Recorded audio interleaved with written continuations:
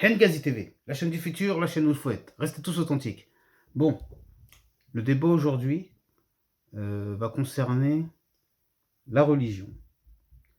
Ne vous inquiétez pas, tout le monde est le bienvenu. Les musulmans, les chrétiens, les athées, les juifs, les, euh, les évangélistes. On va parler tranquillement. On va se faire un débat de, on va dire, philosophie religieuse, ou comment appeler ça, ou un débat en théologie. Alors, comme son titre l'indique, on va parler du prophète Jésus, celui que l'on appelle nous en islam Issa. Et on va parler aussi de Dieu. Et on va parler principalement des trois religions monothéistes que sont l'islam, le christianisme et le judaïsme. Et lorsque je dis monothéisme, puisqu'il y a peut-être des plus jeunes ou des gens qui ne savent pas, mais monothéisme, c'est-à-dire qu'on ne croit et on n'adore qu'un seul et unique Dieu. Donc c'est bien de bien préciser les choses. Donc je tiens à signaler, à préciser, je ne suis ni un prédicateur, ni un imam, je ne suis ni prêtre, ni pasteur, ni rabbin, je ne suis rien de tout ça. Je suis juste un citoyen qui donne mon point de vue et qui essaie de gagner des bonnes actions en vous parlant de choses, entre guillemets, intelligentes, enfin j'espère. Bon, parce que qu'on soit croyant ou pas, on peut s'instruire en apprenant des choses concernant la religion, soyons bien clairs. Alors pourquoi je voulais qu'on parle de tout ça? Donc déjà, vous savez, chez les musulmans, aujourd'hui c'est le jour Arafat, et c'est un jour sacré chez nous, car ça nous permet de... Bon déjà, on peut soit faire le ramadan, ou soit... et également, on peut faire plusieurs invocations. Et ces invocations, euh, elles ont énormément de chances d'être acceptées, surtout si vous voulez, par exemple... accéder au paradis, bah, c'est le jour pour le faire. D'ailleurs, si des personnes chez vous qui sont croyantes ou pas, qui puissent faire des invocations pour moi, pour que je puisse aller au paradis, ce serait gentil de votre part. C'est toujours bon à prendre. Moi, je vous le dis. Je vous le dis, je vous le dis, je vous le dis. Bon, petite blague mise à part, mais c'est une blague sans être une blague. Hein. S'il y a des gens qui sont pieux croyants, s'ils peuvent prier pour moi pour que j'aille au paradis, je les en remercie. Hein. Parce que quoi que ce soit qui puisse interférer en ma faveur afin que je puisse aller au paradis, je serai content puisque moi, c'est le but principal de ma vie. Si quelqu'un me demande c'est quoi ton but dans la vie, mon but c'est d'aller au paradis. Mais ce qui me dérange, c'est que pour l'instant, j'ai pas fait les choses vraiment pour. C'est-à-dire que quand je vois nous, en islam, on doit faire nos 5 prières, on doit faire le jeûne, etc. Et quand je vois que je remplis pas toutes les cases, etc., ben, ça me dérange. Mais après, on est tous de simples pécheurs. Hein. Attention, hein, ne croyons pas, nul n'est parfait. Hein. Bon, maintenant, pourquoi je voulais sinon qu'on parle de ça? Hier, justement, en faisant mes invocations, j'ai eu une sorte de révélation. Quelle était cette révélation? Souvent, je parle avec mes frères, surtout chrétiens et évangélistes. On parle de religion. Donc moi, je leur dis, mais nous sommes une religion monothéisme. Pourquoi parfois, je trouve qu'il y a un égarement, puisque vous priez, certains prient chez les chrétiens la Vierge Marie, et chez les évangélistes, certains prient Jésus. Donc moi, je leur dis, mais c'est contradictoire, on ne peut pas. Et puis, on me répond, on me rétorque, oui, non, mais parce que Jésus a dit dans tel verset que celui qui m'a vu a vu le Père, donc supposément Jésus serait Dieu ou une partie de Dieu envoyée en Jésus. En tout cas, c'est ce que me disent tous les évangélistes et les chrétiens avec qui je parle. Hein. Et moi, bien évidemment, je ne suis pas d'accord parce que moi, je m'en réfère à mes préceptes musulmans, ou islamiques, ce que vous voulez, ou coraniques. Parce que nous, dans le Coran, on est clair et net dessus. Jésus est un prophète, tout comme Moïse est un prophète, et tout comme Mohamed est un prophète, en salam. Donc, on me retarque aussi souvent. Mais si Jésus est divin, parce que regardez le miracle qu'il a accompli, je vais calmer tout le monde. Le prophète Mohamed a accompli des miracles, même s'ils sont peu répertoriés, il y en a quelques-uns quand même. Renseignez-vous auprès des savants, vous verrez, on ne peut pas tout aborder, faire toute la liste. Moïse, il a fait des miracles, hein, notamment les plus célèbres, le bâton qui s'est transformé en serpent, et la mer qui s'est écartée en deux, qui s'est ensuite refermée sur Pharaon, etc. Donc, c'est pas pour autant qu'on a dit que Moïse était divin.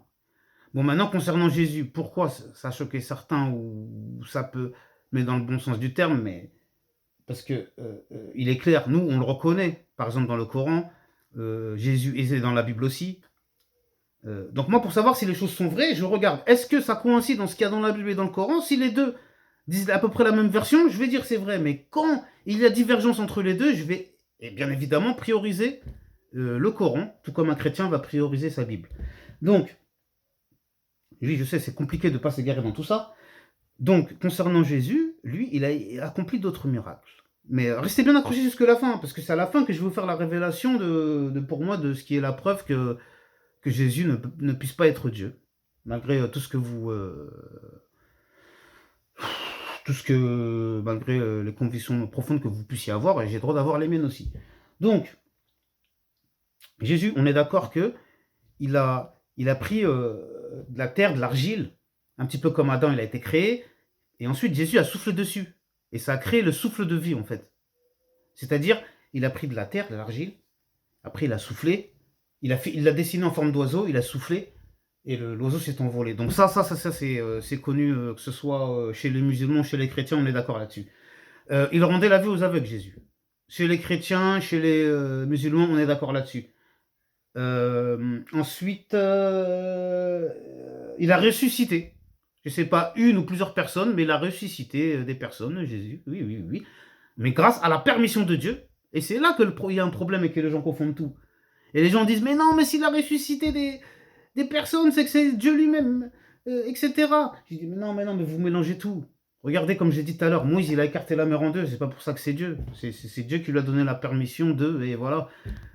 Ou Moïse, il a acheté son bâton s'est transformé en serpent. Mais c'est avec la permission de Dieu. C'était pas un tour de magie ou quoi que ce soit. Et pareil pour Jésus. Tout ce que Jésus a fait, il l'a fait avec l'autorisation de Dieu et la permission de Dieu. En tout cas, c'est ma conviction profonde et la conviction de tous les musulmans qui se sont renseignés à ce sujet. Donc maintenant, ce que je voulais dire par là, en fait, on est une religion monothéiste. Donc déjà, en étant monothéiste, comment on peut adorer quelqu'un d'autre que Dieu? C'est comme, par exemple, Bouddha. Ils n'ont qu'un Dieu, mais ce n'est pas monothéiste parce que ça ne fait pas partie des grandes religions. C'est une religion qui n'a rien à voir, quoi, le bouddhisme, par exemple. On est d'accord. On n'a pas un livre sacré, un livre saint du bouddhisme, où on ne parle pas du bouddhisme ni dans la Bible, ni dans le Coran, ni dans le... Donc c'est pour ça qu'il y a plusieurs choses que je mets de côté. Et pour en revenir dans cette histoire de prière, on est censé prier que Dieu, le seul et l'unique. Mais en fait, le Dieu des Juifs, le Dieu des chrétiens, le Dieu musulman, c'est le même. Donc pourquoi prier quelqu'un d'autre que Dieu? Moi, comme je dis souvent, nous les musulmans, on prie Dieu, on ne va pas s'amuser à prier Mohamed. Et en plus, ça nous est dit plusieurs fois que Dieu n'aime pas l'association, c'est-à-dire qu'on adore quelqu'un d'autre que lui. C'est normal, c'est comme de l'ingratitude. C'est moi qui vous crée et vous allez adorer quelqu'un d'autre qui ne vous a pas créé. À ce que je sache, ce n'est pas Jésus qui nous a créés. C'est Dieu Tout-Puissant, soyons bien d'accord. Donc maintenant, je vais vous expliquer un truc. Je me suis renseigné.